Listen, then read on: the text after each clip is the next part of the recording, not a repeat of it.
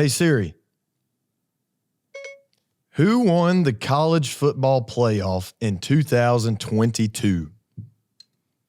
Georgia beat Alabama in the CFP championship by a score of 33-18 last Monday.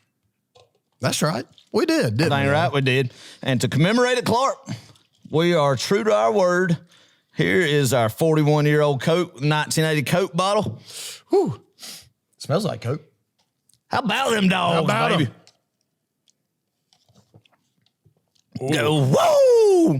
Coke's never tasted any better, baby. Woo! Oh, gosh. Y'all, that was awful. That wasn't bad. That really wasn't bad.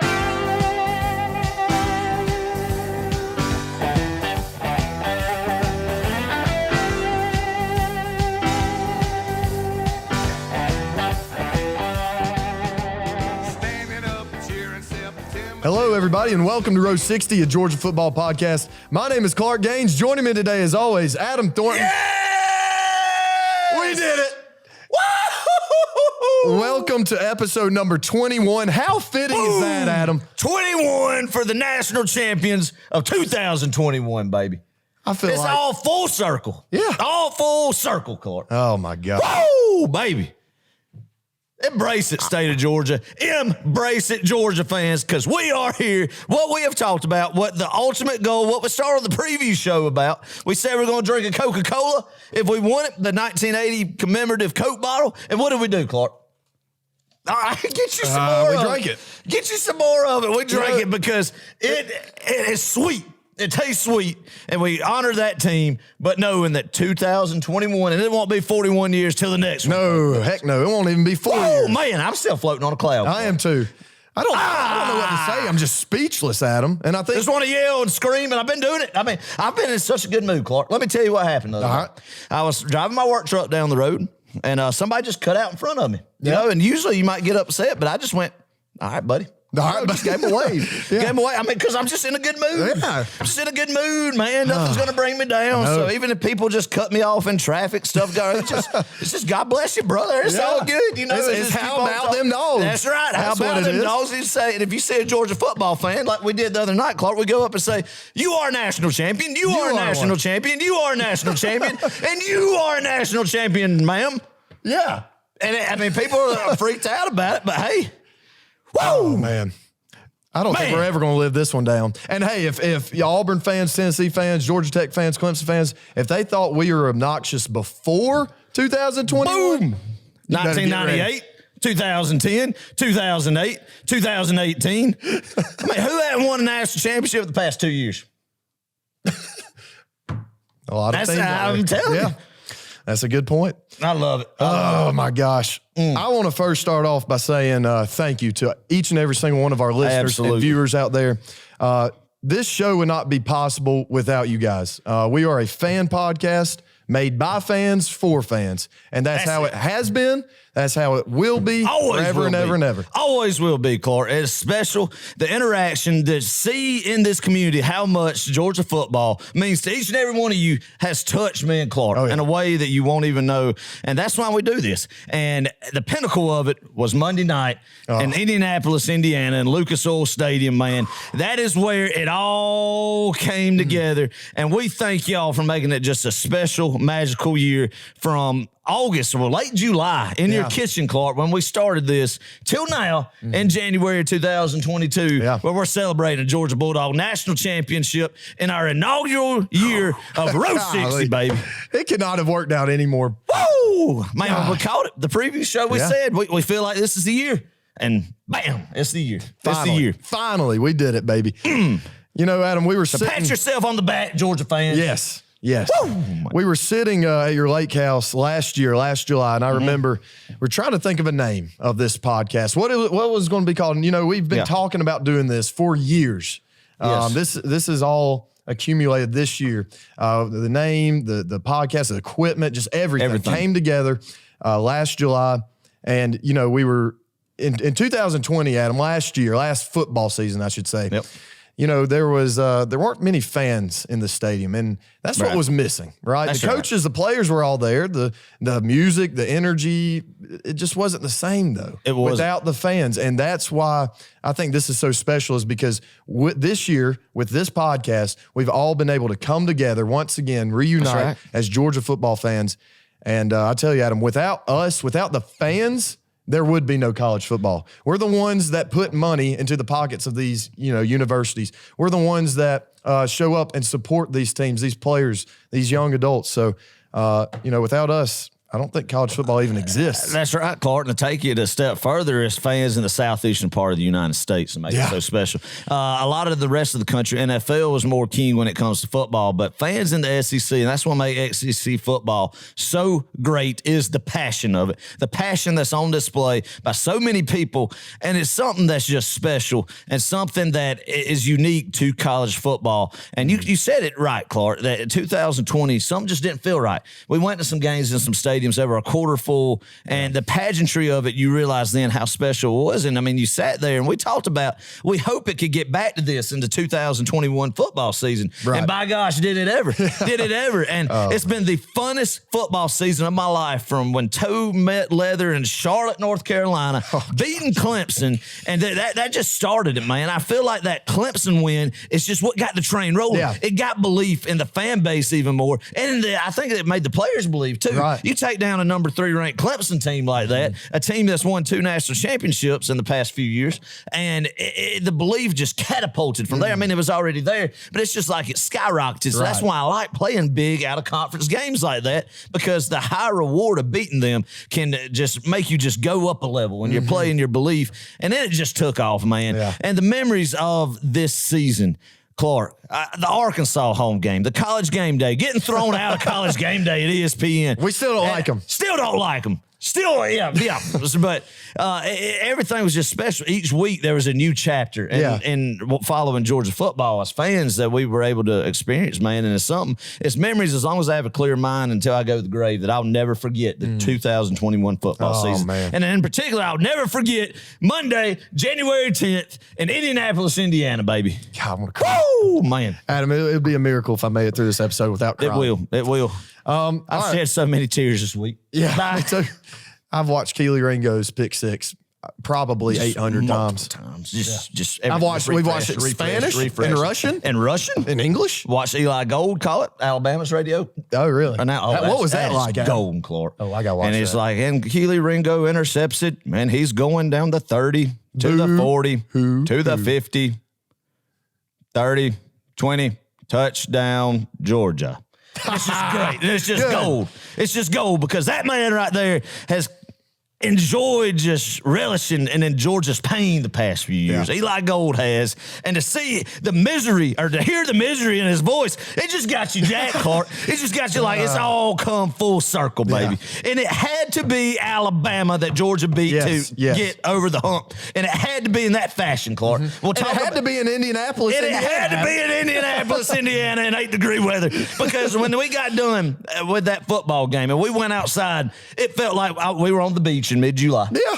It was like 80 degrees. That's what the body temp felt like. Oh, yeah. The body temp, I mean, hey, the old thermometer out there, it might have said differently. The old bank thermometer might have said different in Indianapolis. But, Clark, the body temp was so high and the adrenaline level was rushing. I said, that's what I told somebody. It's like I'm on the Panama City shoreline in mid-July right now. I feel so good. Oh, so warm, so. Exciting. Well, let's talk about the weekend from start to finish, Adam. Let's start with our call-in show. Man, what a great time that was. Got to go to the Scottsburg Holiday Inn Express. Ran the meeting room and got in there, and man, it was awesome. Scottsburg, Indiana will always be a special place in our hearts from here on out. When we think of sentimental, monumental places, Scottsburg, Indiana will be there in that Holiday Inn. And we took over the Holiday Inn. We did. A crew of about 30 came, and we went to that conference room. We went to an old steakhouse joint, the Roadhouse USA. Got us a little pre-show steak. Yeah. And we went over there and we got the call-in show set up, and we talked, Clark. We were like, who on a Sunday night, it'll be interesting to see what kind of interest we get on the show. And man, did our listeners show out. They man. did, I'm telling you. Oh, it was exciting. All the calls were great. The passion, the electricity of it. And then it just kept feeling right. The more you went into the weekend and the more it just progressed, Clark, the more it just felt like, God, Georgia is going to win this football game. And it's like, if the players are as ready to go as these fans are, my gosh. Woo, what a great time that was. We got calls from Pennsylvania. We got calls from Missouri, Texas, Georgia, South Carolina. We did. I think one from Florida. I mean, just all over the map. And that's, once again, the beauty of this podcast is that it's brought all of us together as a family, you know, and we can all relish. That's your word, Adam, and bathe in Georgia football. You know? That's right.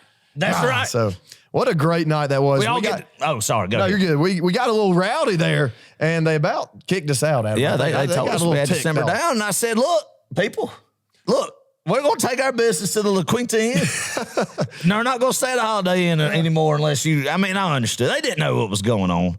Two random guys are just screaming like idiots in their conference room, set up with all this fancy technological equipment. Yeah. And it was great. It was great. But the passion from each caller, I could tell it. And it got me even more excited. I fed off these calls because everybody and their brother was juiced, man, was juiced. And that's the way it should be. And I just hope everybody just took it in and really enjoyed that 24-hour period from that call-in show until the end of the game on Monday night because, man.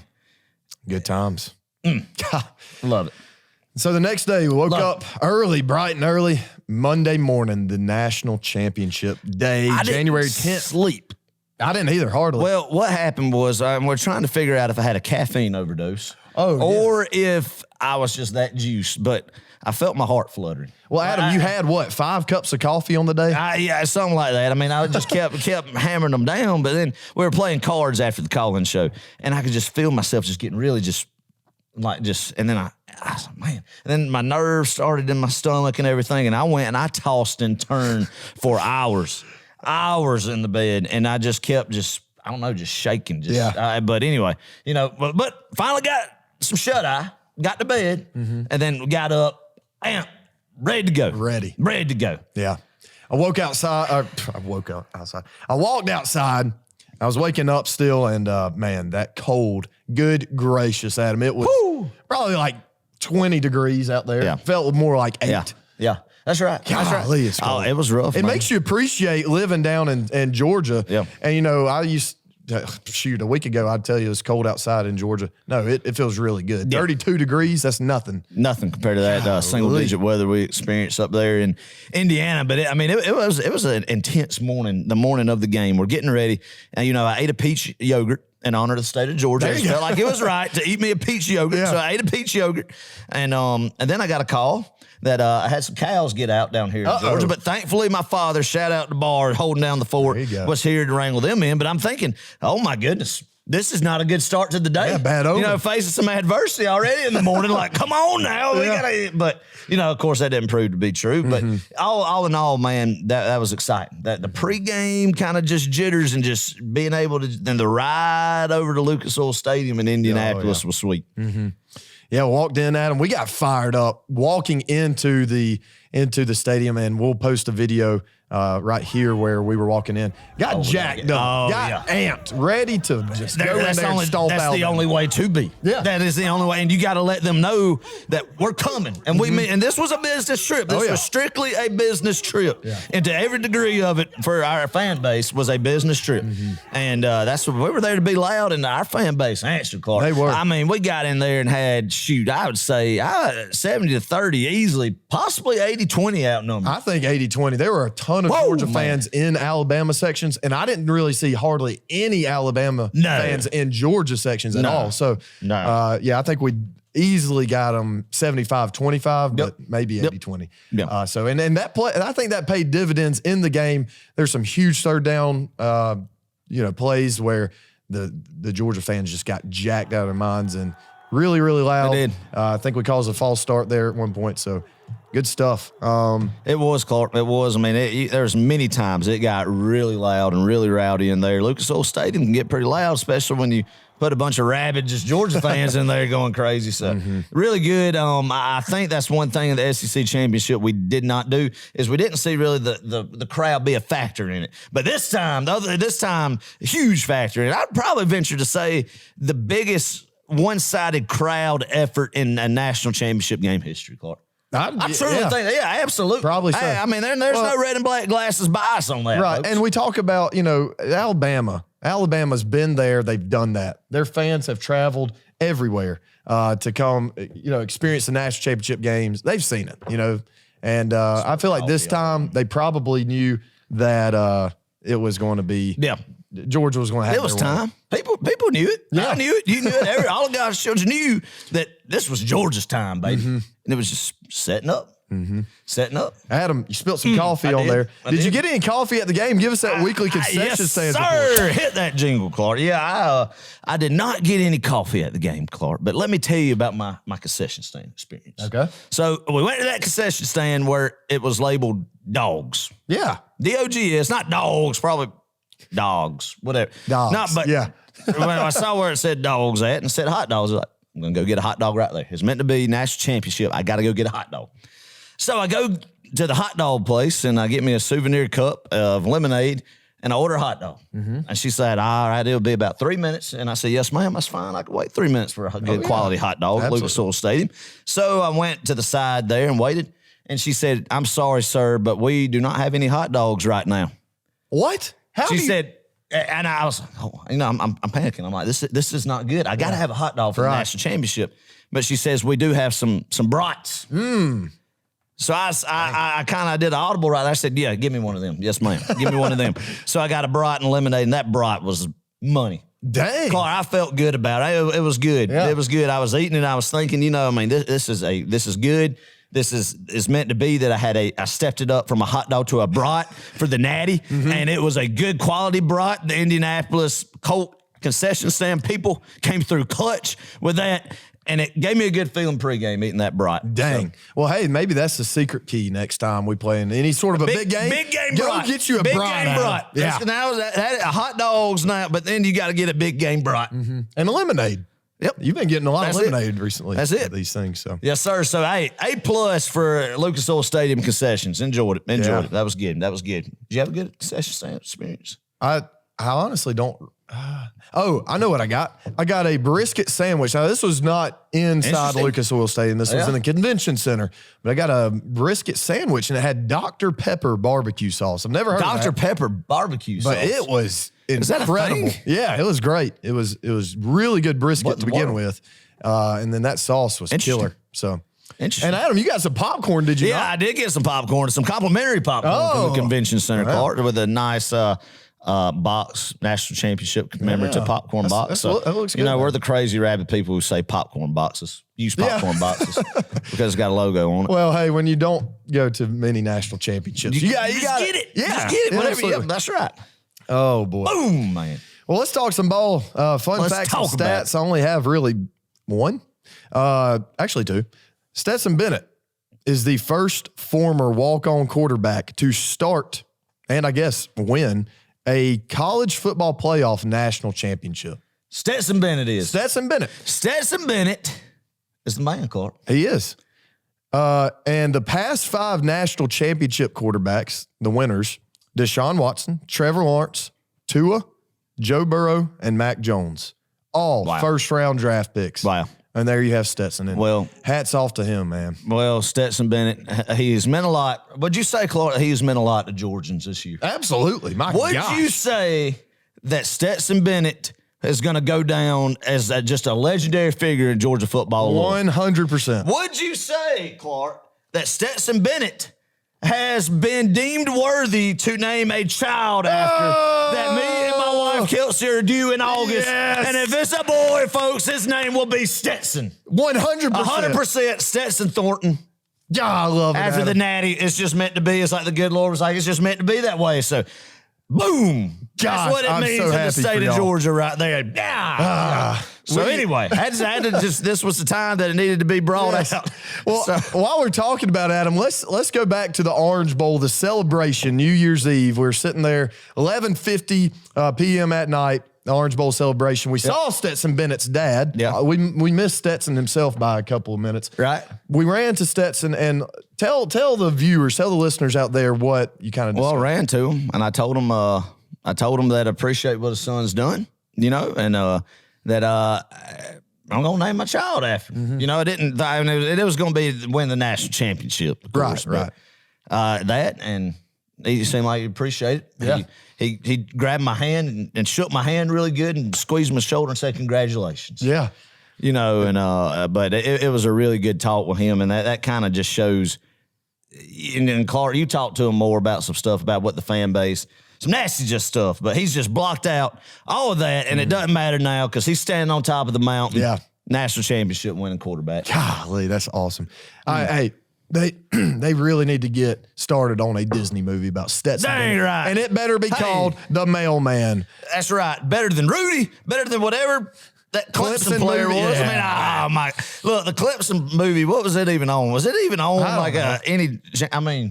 this one needs to be Cinemax, theaters, prime time, everything about it, because unlike Rudy, unlike this Clemson player, our boy won the national championship. Yeah.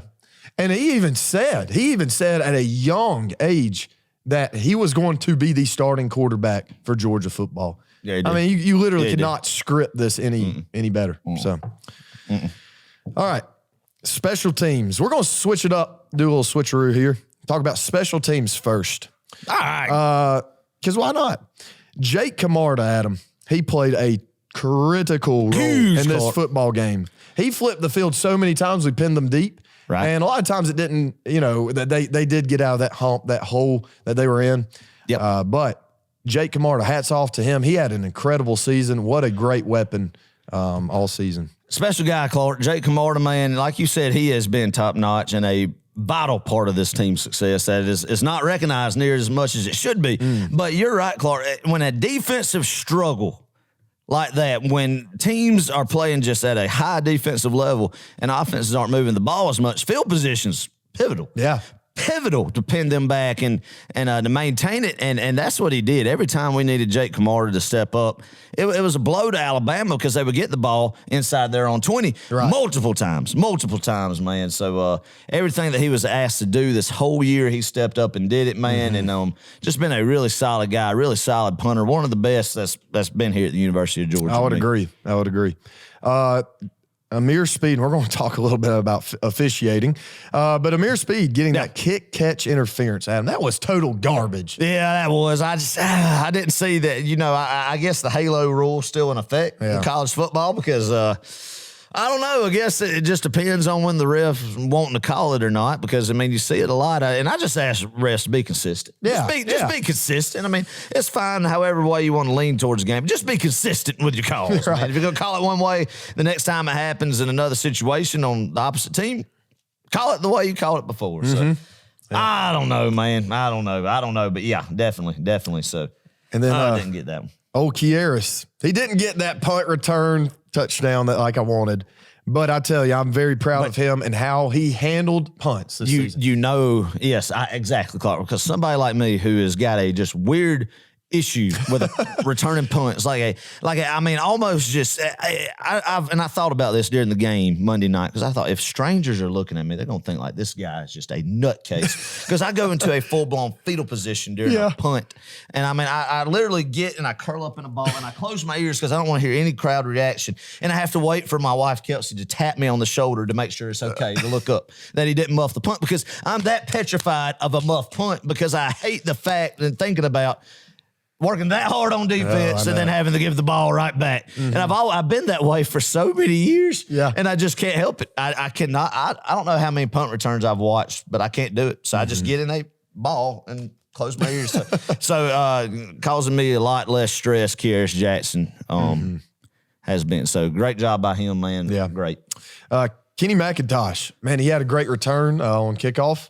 He almost took it back all the way. I didn't see the whole. I didn't. Well, I think now I could be wrong, but I watched the replay today. I definitely didn't see it in the stadium, so I was livid in the stadium. But he did get a handful of jersey outside on the shoulder pads. Okay. A lot of times Yeah, I mean, if a ref sees Keep that. them hands in. Keep them hands in. But got to get them right there. But that was great effort. And you could just tell he wanted it. Mac wanted it. All them boys wanted it, man. And it was good. It was good. But hate that happened, but shoot, that's fine. And then Jackpot, he had a tremendous game and can't emphasize enough how big those points were. All 6 of them that he scored. I tell you, I call it that. Jackpot, huge clutch kicker. I mean, you think about the Peach Bowl last year with the game winner, and then this year in this game where it was at first just rotating field goals back and forth, but you felt like you needed to hit those field goals because if you don't, then the other team might go drive down and score. Alabama might go get a touchdown, and then you feel like you're getting further out of reach. But if you just kept answering field goals, you're like, dang, like going into the half 9-6, you felt actually good about it because of how you felt like we were shooting ourselves in the foot with penalties, with maybe working off nerves, not executing like we knew that we could. And Podlesny hitting those field goals, it needs to be stated and understood of how big that was to answer Alabama and to keep that game like that. And there was one that I thought that I was like, I just don't got a good feeling. He nailed it, ripped it. And if you look at his stat line for all year, very similar, mirrors Rodrigo Blankenship's. Yeah, very good. So, Consistent. honestly, there really wasn't a drop-off from Rod to Hot Pot. I don't, for Podlesny. So, so good on him, man. Good on him. It's been really good for us. And then Jalen Carter got the blocked field goal. Yes. And you want to talk about a momentum shift. Oh, it was huge. That right there, I think, shifted the entire game. Oh, in and of itself. Because then you go down the field and you scored a touchdown that next drive. I mean, I think that was the start of that. Oh, it was. And 100% was Clark. Because it felt like, to me, honestly, I felt like Alabama was driving down the field and was going to score a touchdown. I mean, at least I thought they were going to get 7, but a great job by our defense.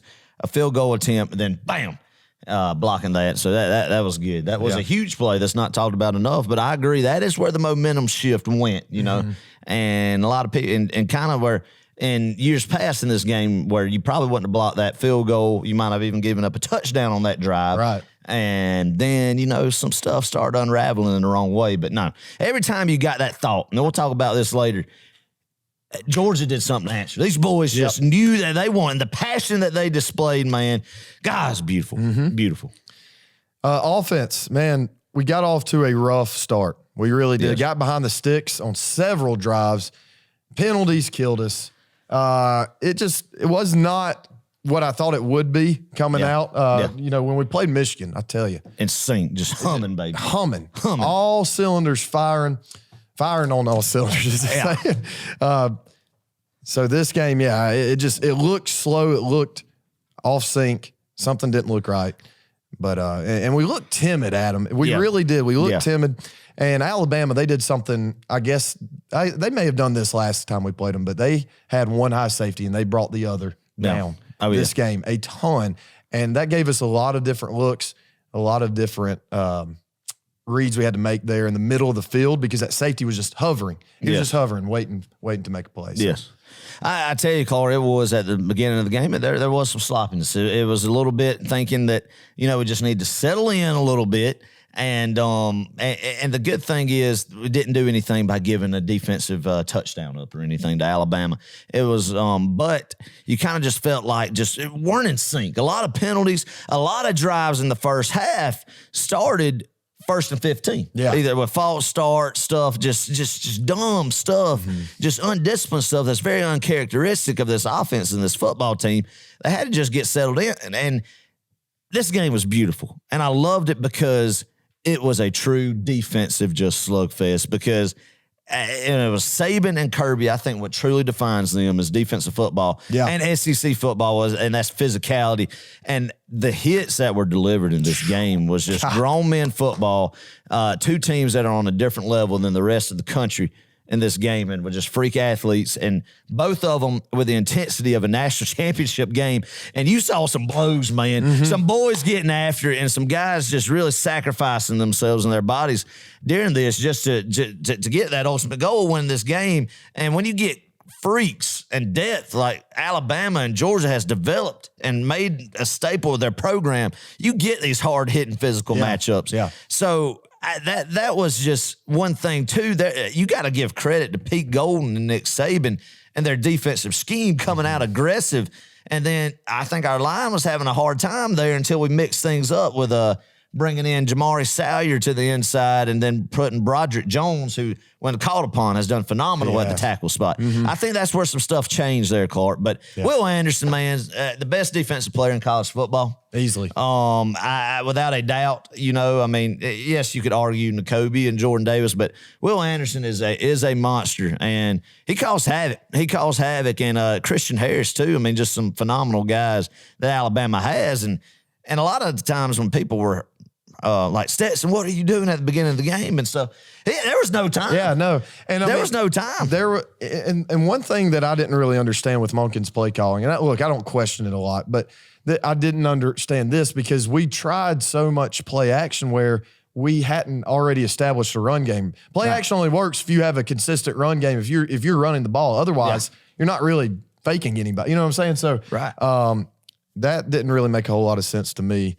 Stetson didn't have enough time there in the second quarter, really. Right. But yeah, I think you're right. That switch when we took Erickson out and then put Jamari Salyer to the inside, he was like the guard, and then Broderick Jones. Yes. That I think helped a lot. It definitely did. 100% did, Clark. It was and I was very proud because you saw that offense just chipping away, just trying to get in, stuff not working out. There wasn't no finger point. There wasn't no frustration. Everybody just kept like, we're going to do it. We're going to do it. We're going to come out in the second half. We're going to wear them out. We're going to run the ball on, and we're going to impose our will. And you're thinking, wait a minute, you got Alabama on the opposite side of it. You're not doing that to Alabama. Yeah. He said, just watch, and I'll be dadgum. Oh, man, that fourth quarter, Alabama and Nick Saban during their time and this dynasty, this run from over the past decade, over a decade, has not just been manhandled in the fourth quarter like they were manhandled in the fourth quarter last Monday night, Clark. It was beautiful. And I felt good at half, and we came out of the half, and Zeus had those two long runs there. And, we kind of got away from it a little bit after that. And then James Cook busted off that 67-yard run. But the most beautiful thing to me, Clark, was that drive where Brock Bowers scored. Oh, yeah. Heck of a play call on 3rd and 1. I thought James Cook had the ball. Everybody did. But you get it to your playmaker, and he scores. But the offensive line, man, was just like, we are going to move this football down the field and nothing's going to stop us. I mean, there's a couple times, Justice Schaefer got away with some leaping on the pile. I mean, just doing some belly flops on the pile. That scared me. But they were all, it was a group effort. When Zeus, there was one time where Zeus got stood up, and those boys just came in behind him and pushed him forward for extra 3 yards or so. You could tell they were challenged at the halftime. They were challenged. Their manhood was tested. Yes. And they came out and they responded and they answered. George Pickens, God, that catch that he made, it was a beautiful throw by Stetson. I mean, yeah, you some would say you could have let him a little bit more, but God, what an effort by him. Brock Bowers had a huge impact, obviously. I mean, what can you say? This guy has the UGA's receiving touchdown record as a true freshman tight end. He's unreal. I mean, golly, that's amazing, people. And we get him at least for another 2 years, assuming that he stays healthy. And you're right. We came out and ran the ball strong in the second half.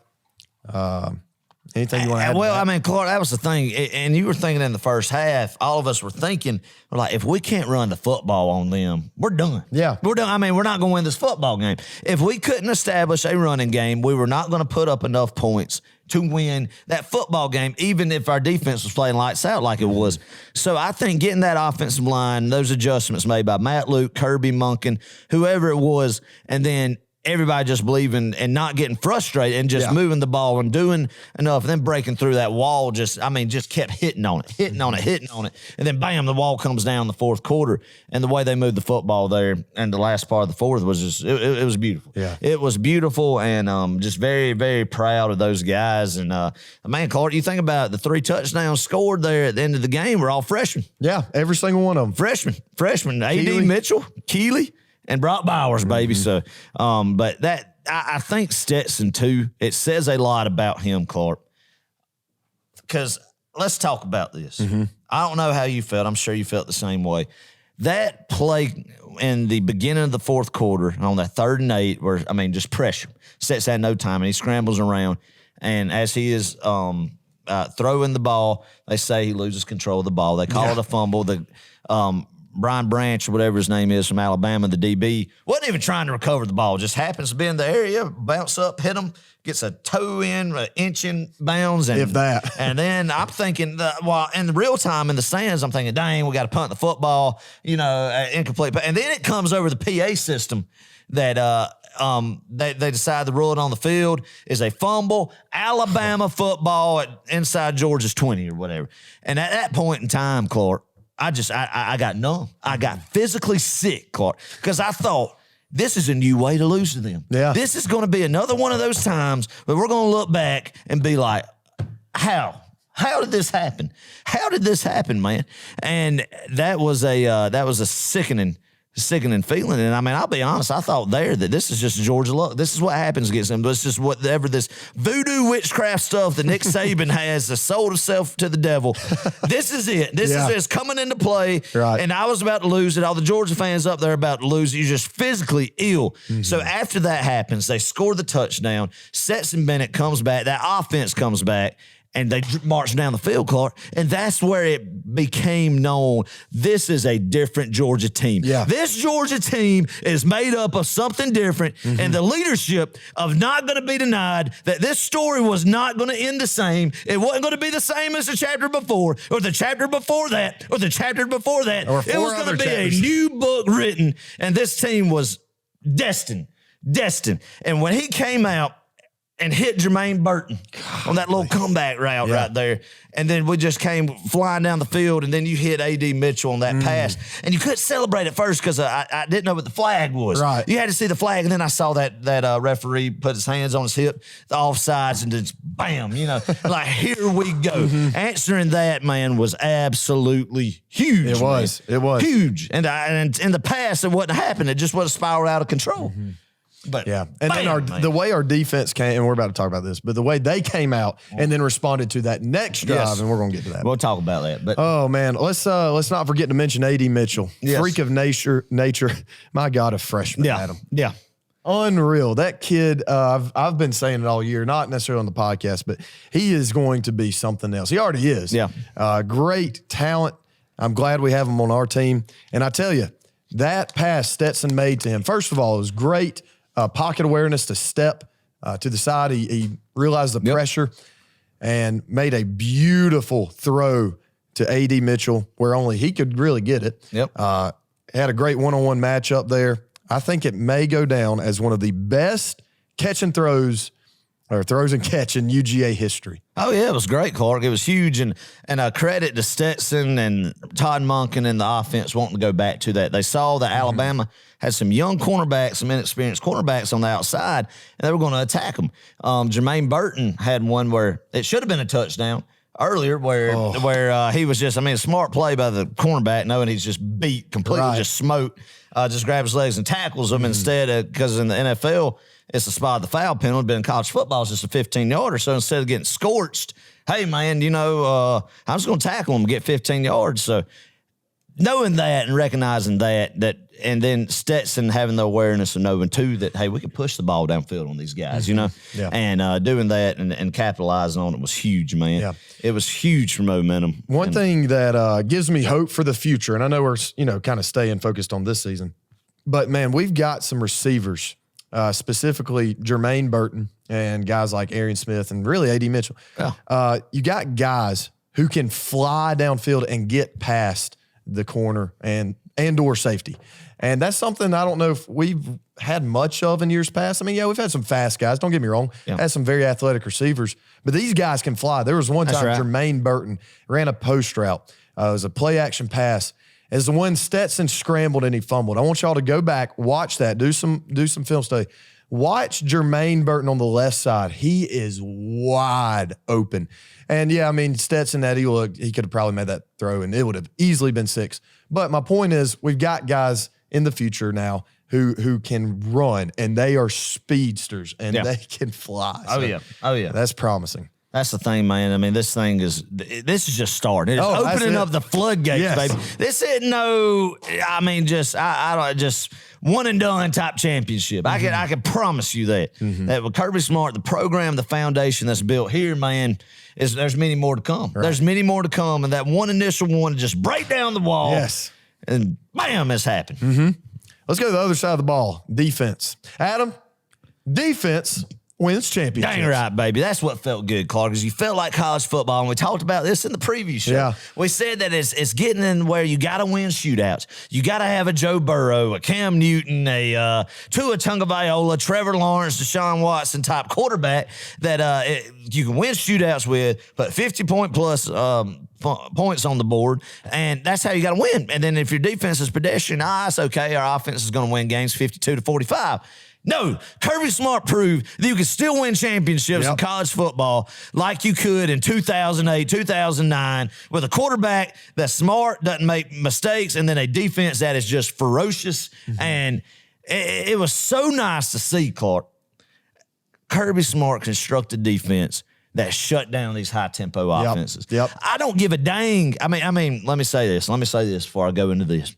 I hate that Jameson Williams was hurt. Me too. I hate that John Mechie was hurt. God bless them. I hope they heal great, and I hope they have great, long, prosperous NFL careers. Mm-hmm. But Alabama fans do not need to come with this crap of, it would have been different if John Mechie or Jameson Williams was in the game. Well, you know what? You're Alabama. You're supposed to have the best wide receiver room in the nation. You're supposed to have the best depth. You're supposed to have the best coaching staff. So, guys, this is part of football. I mean, there's a bunch of Georgia players you can name off if they were in the game, then, Smith, Tate Ratledge, Adam Anderson. I mean, a lot of guys you could have said if things went different ways, if they played at Georgia, then, but no, this is football, and that's what it's about. That's why you recruit. That's why you build depth. That's why you get guys ready, and you hate it for the kids to get injured, but no, don't take that away from Georgia. Mm-hmm. Do not take that away. And shoot, I mean, but I love hearing Alabama fans say that, because that means they're scared of the dynasty that's coming.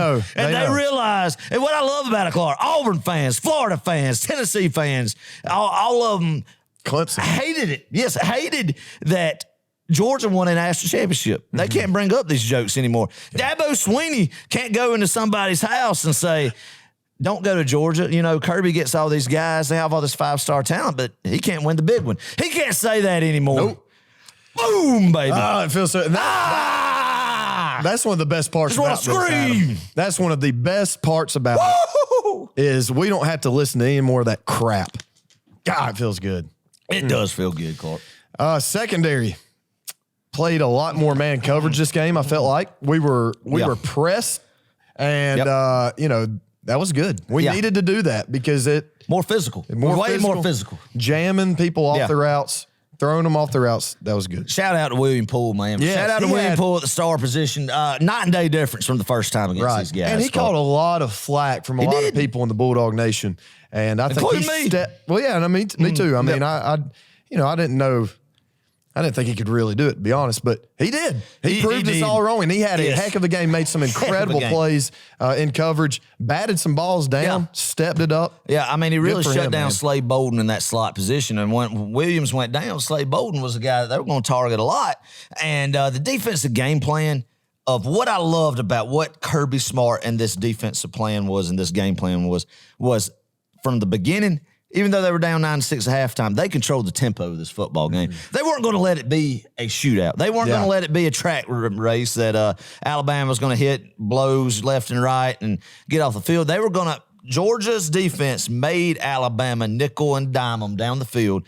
And then we talked about this too, Clark, is we talked about how good that we felt and we talked about it on last preview show and at the call-in show was where it says, as crazy as it sounds, we felt comfortable of Georgia's defense against Alabama's offense when Alabama was in the red zone. Right. Because they hadn't been a great red zone team, I would say, because what it does is if you get somebody an offense like Alabama's in the red zone with Williams or any playmakers, you don't have that. You can't. They're not able to just take the cap off by hitting you deep. Yeah. They don't have the space to work with because there's not as much of a gap between that second and third level behind the linebackers in front of the safeties. They're in more, and Georgia just exposed that. Mm-hmm. And then the red zone defense was huge, and that is demoralizing for an offense, especially an offense like Alabama, who is used to scoring at will, is when they just work, get down there, then bam, that bend but don't break. They got a lot of plays. They've got a lot of drives where they got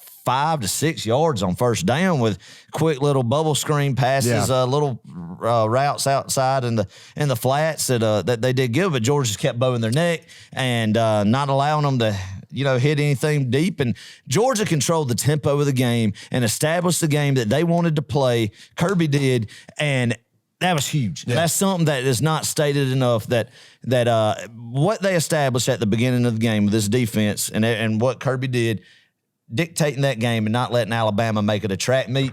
Shoot, that's big. Well, and they did something really important. They took away Alabama's run game. I mean, they did. Absolutely. Brian Robinson. Absolutely. Good point. Brian Robinson was shut down from the get-go, and, that paid dividends because then, you're forced to throw it at that point. That's right. And, yes, you can throw those screens, you can throw those slants, but those are easy. I'm not going to say easy routes to cover, but they're simpler to cover than those deep balls, and that's where a lot of times Alabama has killed teams is having that deep threat with Jameson Williams and Mechie.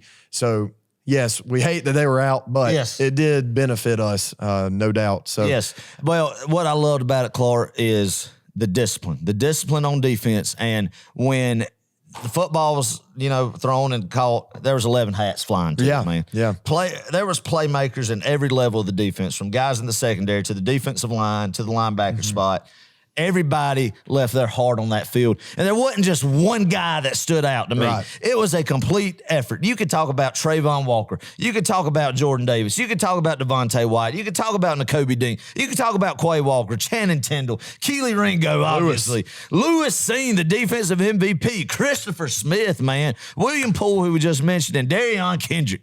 God, Darion Kendrick loves being a Georgia Bulldog, baby. That's what my recruiting pitch would be Kirby to send, anybody choosing between Georgia and Clemson, let old Darion tell him his true feelings. I tell you what he would say, but anyway, that's beyond the point. But these guys just played their tails off, man. And you could tell and their conditioning, as they took it personally what happened on December 4th in Atlanta, and used that 36 to 37 days or so to get ready, get in sync, and just let it rip. And it was beautiful. There were 3 effort plays I saw, 3 that I just loved. And I know any college football coach out there, any football coach in general would love these plays. Yes. Keely, he gambled one time. Yes. He went for a pick when they threw it to that tight end, and he had a heck of a game, really. Yeah.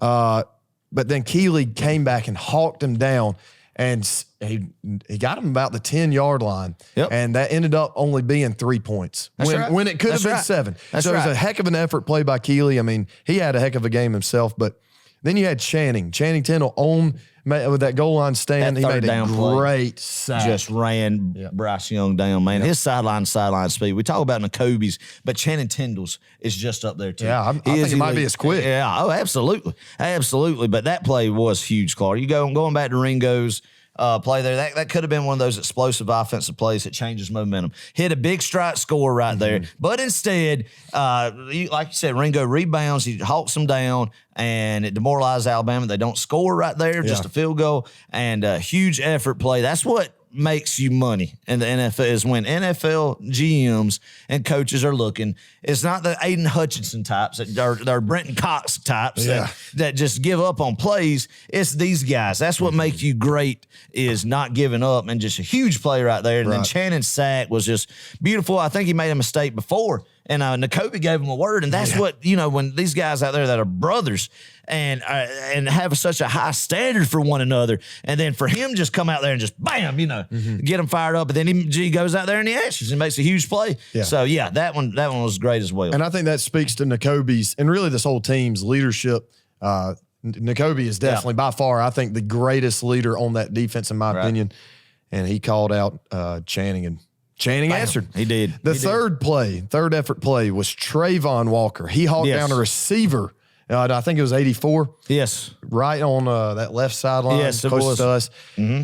I mean, just effort. That's it. That's it. You can't teach those things. Well, that is something you just have to reach down deep. How bad do you want to win this football game? You don't see defensive ends going into the third level. No. Well, when the receiver gets past the third level and hawking them down.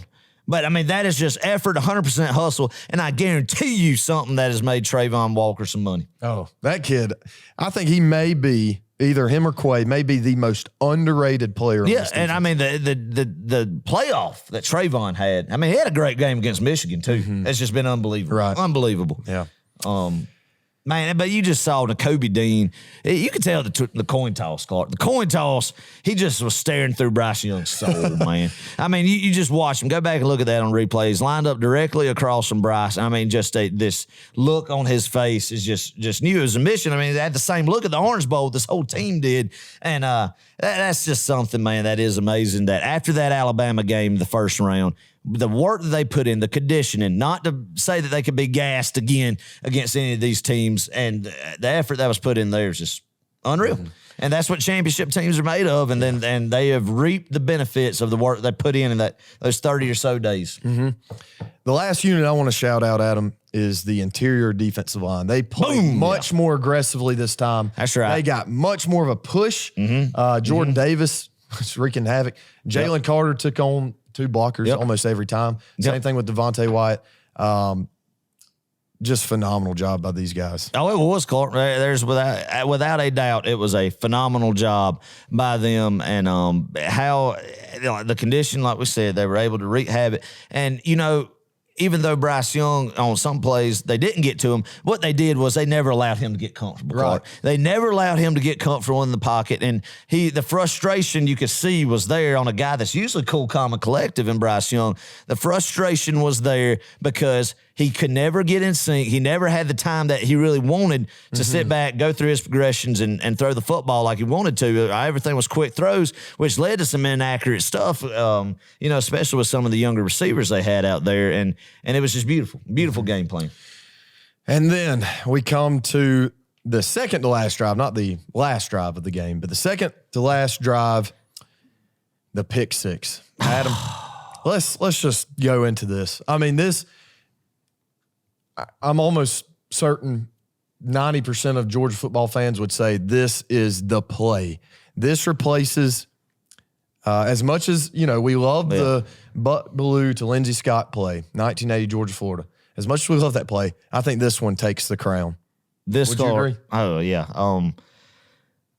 What happened during that play is, and I'd like to just sum it up, I think, for all of Bulldog Nation, what the thought process was on this drive.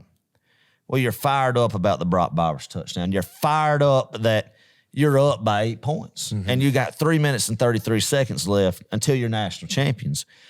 But because of where we've been as Georgia fans, you can't tell me, Clark, that it wasn't in the back of your mind like it was mine that, oh, my gosh, there's way too much time for Bryce Young, even though they have not scored, not seen the red zone but just one time all night, or seen the end zone one time all night, that they're not going to just drive down the field right here, score a touchdown, get all the momentum, go into overtime, and we're going to get beaten overtime again. I mean, I know it was a different field, but you just felt like that's what the football gods had in store for Georgia. And even though you had all the confidence in the world in this defense, it wasn't a lack of confidence in players. You just thought because you're a Georgia fan, that's what happens because you're a Georgia fan in these games, especially against Alabama. Right. So... And then they kept driving. That route that Brian Robinson angle route came out and converted on third down. Like, oh my gosh, here we go. And Darion Kendrick, there was 2 times where they tried to go to his side deep, and he was in good position. He was in good position. And props to him to make this play happen. So then you get the third down play, Clark, and it's an image that's just sketched in my mind that it'll never be erased. Never be erased. Where were you when Keeley picked that ball? That's going to be the question for everybody. I mean, I've seen so many, and I'm sure you have too, Adam, just people celebrating and watching this play, whether it was in that Lucas Oil Stadium or whether it was at home with their families and loved ones. That's That's what it's all about. That's why we do this show.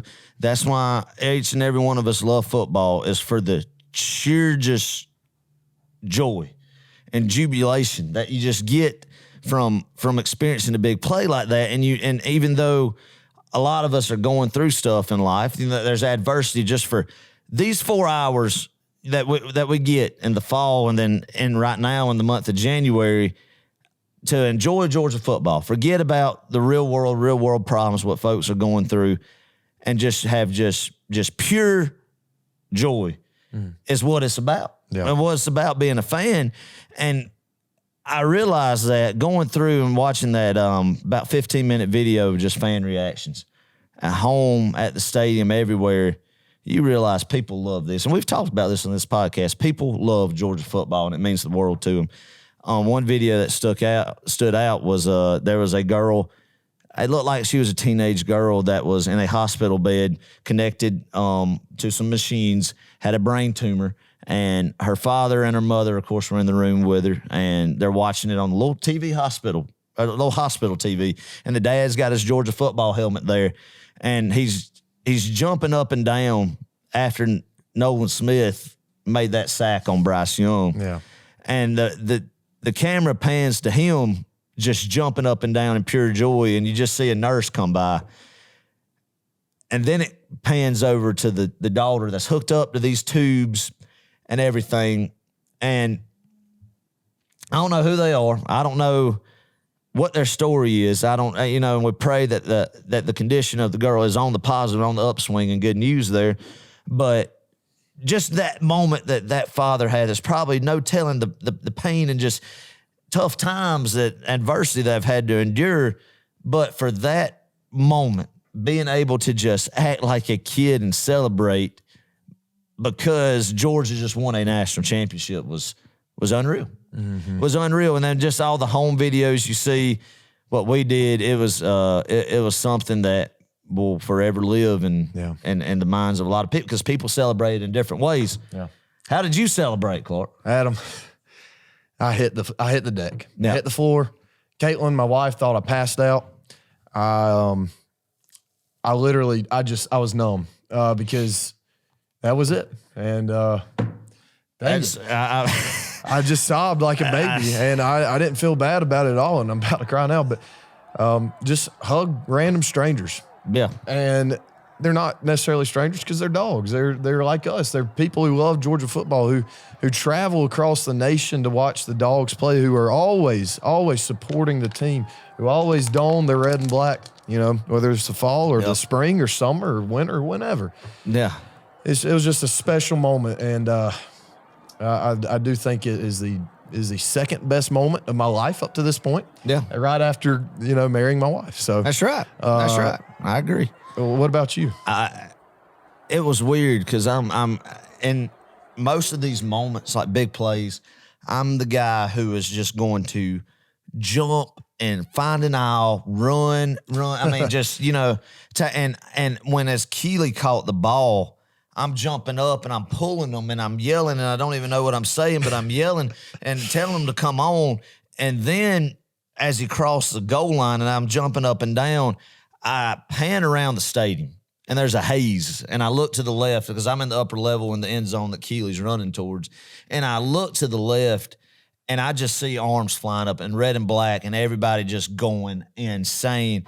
And at that moment, it hit me just like a sack of bricks that we're winning the national championship. And to see that in the Georgia people's faces, my wife got a little clip of me, because it was the clip she got of me was a little bit after he had not crossed the goal line, and all that it hit me. And I just fell in my chair and started crying like a teenage girl, Clark. Mm-hmm. Uncontrollable tears that I couldn't fight back, didn't care to fight back, don't care what anybody thinks about me, with crying, and then got up and just put my hands on my knees and went down and hugged her, thought about I can't get rough around because she's got a baby in there. And then found my mom, and it was so special because that's something we've wanted to share together, because she has took me to games since I was so young, and we've always just talked about what it would be like to witness Georgia winning a national championship. And we'll have a picture with her that I will forever be grateful that I have because, and you can both tell we're teary-eyed in it, and we're just squeezing each other tight, and it was everything I thought it would be, Clark. And for Georgia to win that game like it did, it had to happen that way. It had to be overcoming some stuff that if you think it's right or if you don't think it's right, it's beyond the point. Some questionable officiating, if you want to say that, because of what we've endured in the past with it. And it had to be coming from behind, Alabama leading and coming from behind and exercising those demons, Clark. I saw a video of Bryce Young releasing that football, and then while the ball's in the air, there's a bunch of clips of the prayer at Jordan-Hare, 5 yards short in 2012 when Malcolm Mitchell falling down, the game in the rain in Athens in 2015 against Alabama, 2nd and 26. All these heartbreaks that just went really fast, and then all of a sudden you see Keeley jump up and catch that ball, and it is 41 years worth of just agonizing defeat, frustration, and just beating your head against the wall was running down the sidelines at about 11:45 Eastern in Indianapolis, Indiana, Monday night. It was, all of it was right, and all of it was worth it to see that one play with Keeley getting up there, attacking that football, and the perfect shot of Kirby Smart jumping up and running with him against Alabama, and then the convoy he had to the end zone of guys just laying out, sacrificing their bodies, knowing they were going to get blew up. I think of Dan Jackson right on that goal line to make sure he crosses that end zone of just leaping and just getting absolutely blew up in a collision with a guy, but it didn't matter. He popped up because Keeley Ringo scores, and there it is. And then you look around that stadium, and it was just, I've never seen a sporting event it meant so much to fans to see that. I think this game, and there's probably going to be plenty of people that have a different opinion on this. Maybe not Georgia fans, but Adam, I think this game meant the most to any collegiate fan base in the history without a doubt of any sport. Without a doubt. I'm telling you. And I tell you, it was just the experience. And then after seeing the clock hit zero, because then I was like, just hit 0 clock. I'm ready to completely let loose. And because I kind of got over my crying state, because I was sobbing and, crying and just my kind of, and then it was turning into I just want to go tackle somebody. And I'm up there with Kelsey and my mom, and we come down there and we meet you for the confetti. We embrace and have a hug, and we're both still crying up in that point too. And seeing the trophy celebration, something you've always visualized up there. And then Kirby Smart making a Larry Munson reference. There's going to be some property destroyed in Indianapolis tonight, and I just go crazy then. And then there were so many people at that football game that I've gone to Georgia games with in the past, whether it be family, friends, college roommates, childhood friends growing up. Everybody was there, and the memories that you made, and then embracing them and seeing in the bear hugs that took place.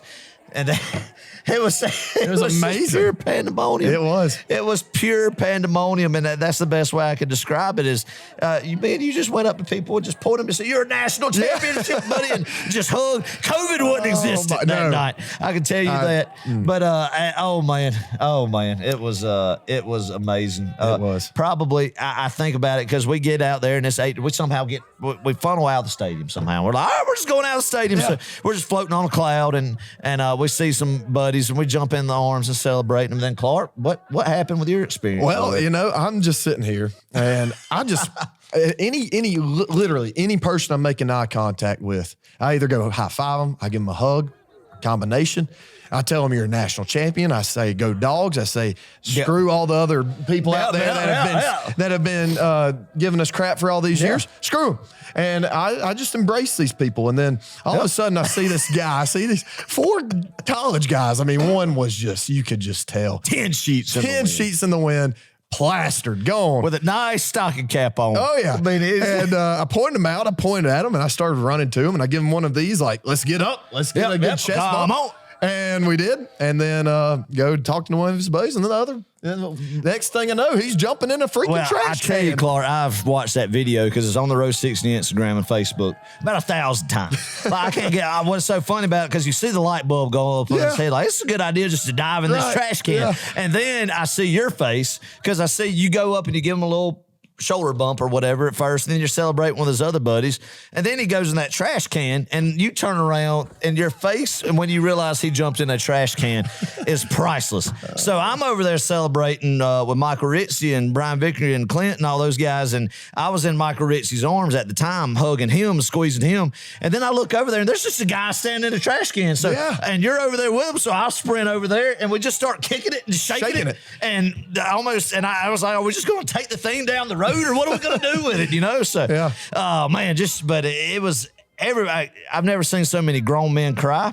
I've never seen just people just let loose. Hug each other. It was everything that you would think it would be. And even the people celebrating in their house, they were just as passionate, and it meant just as much to them as it did to us, Clark, because the videos I have seen of people tackling each other, just running in place on the floor and hitting the deck, it made me emotional seeing that, because that is what it is about, people. And this is why the loyalty is finally paid off for you. Yeah. And all the trips and money we've spent on tickets and all everything. It has all been worth it. Thank you, Lord. I prayed, Clark. I prayed. I did too. I looked up. It was probably the beginning of the fourth quarter, and I looked up into the rafters of Lucas Oil Stadium, and I said, Lord, please let this happen. Yeah. I just said, I know you don't care about football, and there's 10 times, 1,000 times more important things in this world I should be praying for. But I said, Lord, you know the desires of our heart.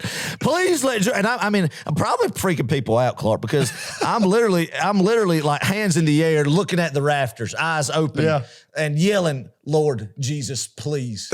Lord Jesus. I just kept saying it over and over and over and over again with my hands held high. And that sounds sacrilegious. That's terrible. But I really, meant it in a pure way of just wanted it, man. Well, you'd be lying to God if you said you didn't want it. But I did. I was just looking up at the stadium. I could still see the rafter I was looking at, just arms held high.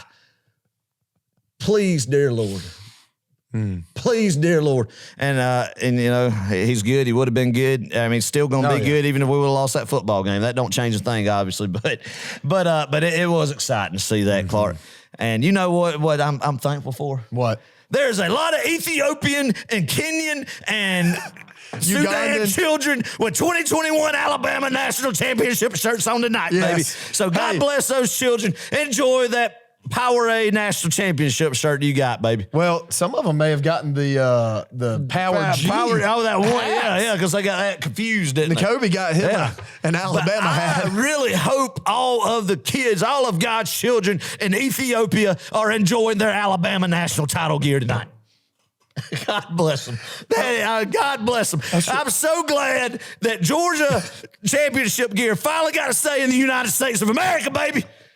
Woo! Yeah. I love it. I love it. Oh, look, Alabama gear.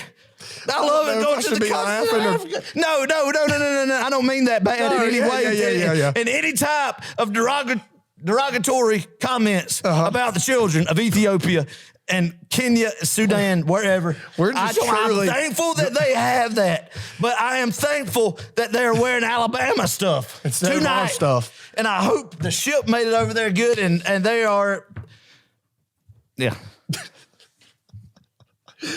Oh, boy. I was not expecting that. Yes, sir. Gosh. I hope they say, old Daddy Saban said that. Oh, yeah. Yep. And I tell you, Clark, it meant so much. And on a more somber note, too. One of our neighbors, Jerry Cole, is a farmer down the road from us. And one of my good friends, his wife passed away, dementia, and she was a huge Georgia fan, went on road trips from the early 80s and on to until her health deteriorated in her mind that she couldn't go. And she passed away the other day, and her funeral was Monday. Her funeral was 2:00 the day of the game. So at a DGD and somebody who really loved Georgia football, and this just goes back to how it's just full circle, how much it means to people. That she was in heaven looking down. Miss Sue Cole, we have to mention her. Yeah. Had the best seat in the house seat, know. Yeah. So that's just special, Stuff like that's special. And it just goes to show you how special Georgia football is. Again, that's just another story. There's many of them out there, and we want to showcase them. Yeah. I'm going to go ahead and say it, Clark. Send it. into row 60. We want to hear your stories. We want to see video reactions you had. What did you do when Ringo went the distance? And 41 years of just frustration just floated into the Indianapolis skyline.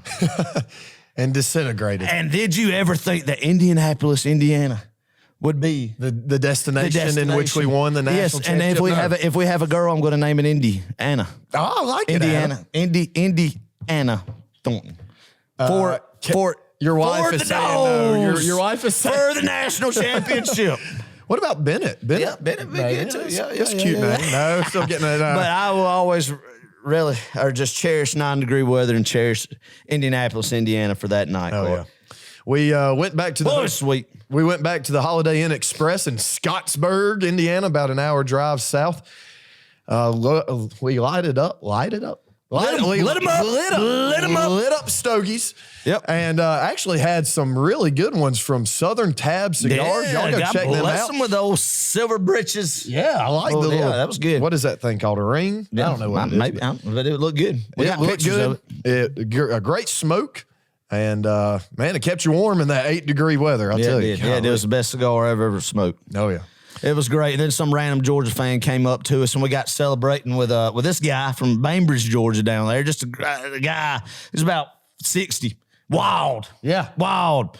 He had him a bottle of Woodford liquor and a cigarette. Just came up and was just talking up a storm, and we just talked right back to him. And then we had the hotel manager, come out 3 times, say that the guests and the level above us, like towards the outside, I guess, of us were saying we were being too loud. And I said, ma'am, I apologize, but we just won the national championship. That's right. They didn't quite understand the magnitude of what just happened. Yeah. Well, Adam, let's wrap this thing up. But before we do, let's talk just briefly here. What this national championship means, big picture here. Yeah. And going forward. Yep. Kirby Smart. I'm going to start with this. I think a lot of people owe him, the coaches, Stetson Bennett, an apology. From the get-go, they knew what they were doing. They knew exactly what they were doing, putting Stetson out there over JT. That they did. And he didn't botch any sort of a quarterback situation. He didn't. No. So I think a lot of people owe him an apology. The man gets paid millions of dollars to coach and now to win national championships. That's right. And another thing I want to point out, you can't make the Mark Richt comparison anymore. No. I love Mark Richt. He's a great man, great coach, but the guy never did win a national championship. Kirby is there. He's done that. And I think, Adam, and we're about to talk about this, the floodgates have opened. We're about to see some more championships. That's right, Clark. And I do thank Coach Rick, because the foundation he laid to this catapulted Kirby Smart to be ahead of the curve. And it's arguably that maybe Mark could have got it done if the playoff was there in 02, 07, 05, whatever. But no, Kirby Smart did this. And let me just read off some stats. In 5 seasons, not counting the 2016 season, it'd be the 17, 18, 19, 20, and 21 seasons. His second year forward. 58-10 overall, Clark. 36-5 in the Southeastern Conference. 5 New Year's Six bowls. 4-1 in those bowls. Won the Rose Bowl, won the Orange Bowl, won the Peach Bowl, won the Sugar Bowl. 2 national title game appearances. 1 national championship. 1 SEC title, 4 Southeastern Conference Eastern Division titles, beat Oklahoma with Lincoln Riley, beat Notre Dame with Brian Kelly, beat Dabo Swinney's Clemson, beat Jim Harbaugh's Michigan, and has beat Nick Saban's Alabama, baby. There's that other notch. There's that trophy. That big bass is going to be up here, baby. Went to a different lake and caught him this go-round. And then 5-0 against Tennessee in that time frame, 5-1 against Auburn. When they did lose, they played them again 3 weeks later, avenged that loss. 4-0 against Georgia Tech. And then 4-1 versus Florida, and 3 top-ranked recruiting classes. The train is still rolling. This, what it means, Clark, is with recruiting, he is going to go in. He is going to show these guys, hey, do you want to be a national champion? Show them a ring. Tell them how long he has, his age, and say, does the man in Tuscaloosa, can he retire within the 4 years that you're there? Does the guy in Clemson, can he win without 2 generational quarterbacks? No. Come be part of something special in Athens, Georgia, folks. The facilities are there. Shout out to President Jerry Moorhead. Shout out to Athletic Director Josh Brooks. Finally got guys in there in those leadership spots.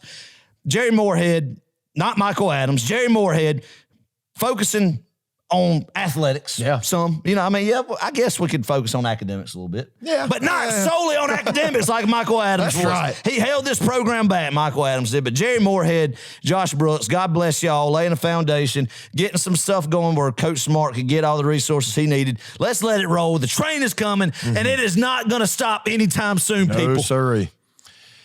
Oh, my gosh. And once again, we referenced this earlier in the show. Last time our rivals won a national championship, Adam, you ready? Yeah. Georgia Tech, 11,335 days. Yeah. I can't tell you how many years that is. They probably could. I can't, but 1990. Yep. And they actually shared that with Colorado, which is even funnier. Yeah. Tennessee, 8,410 days. A long, long time ago. 1998. Yep. Florida, 4,753 days. Yep. Auburn, 4,021 days. Mm-hmm.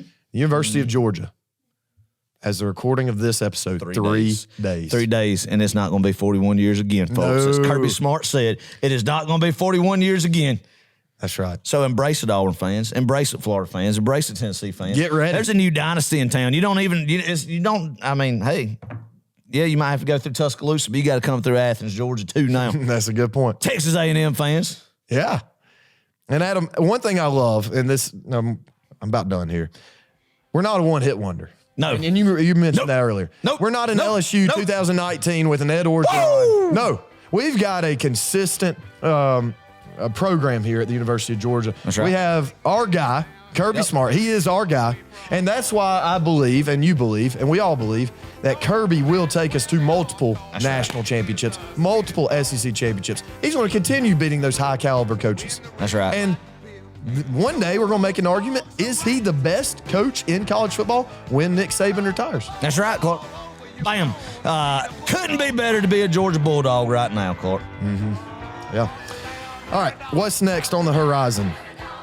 As far as all-season stuff, we are going to be doing some all-season stuff. Why not? We will. Why not? We got a lot of stuff to cover. Georgia football is year-round. Yep, we'll have some roundtable stuff, more discussion of this national title game, recruiting, NFL draft, spring football, interviews, maybe some special guests lined up. Yeah. So everybody just stay tuned and be focused on that then. And then last thing we want to mention before we wrap it up, come see us on Row 60 this Saturday with a celebration. We will be in Row 60, our original seats, section 108. Come find us, baby. Give us a high five, a hug. Let's jump up and down. We'll do a chest bump. We'll do a cartwheel. We can do a cartwheel. We did say we'd do a cartwheel, didn't we, Clark? Yeah, we did. We could do a cartwheel. We'll do a cartwheel. Y'all come see us. We love y'all. Go Dogs. Adam, what you want to say? Anything else? Again, Clark, I'm just so happy that I get to spend a lot of money that I don't need to be spending on Georgia Bulldogs championship memorabilia, baby. And again, that all of the Alabama gear went to Uganda. I love it, baby. I love it. God bless them. God bless the Georgia Bulldogs. God bless y'all. Thank you for all the support this season. Enjoy it. You are a national champion. How about them Georgia Bulldogs, baby? Ooh, ooh, ooh, ooh, ooh.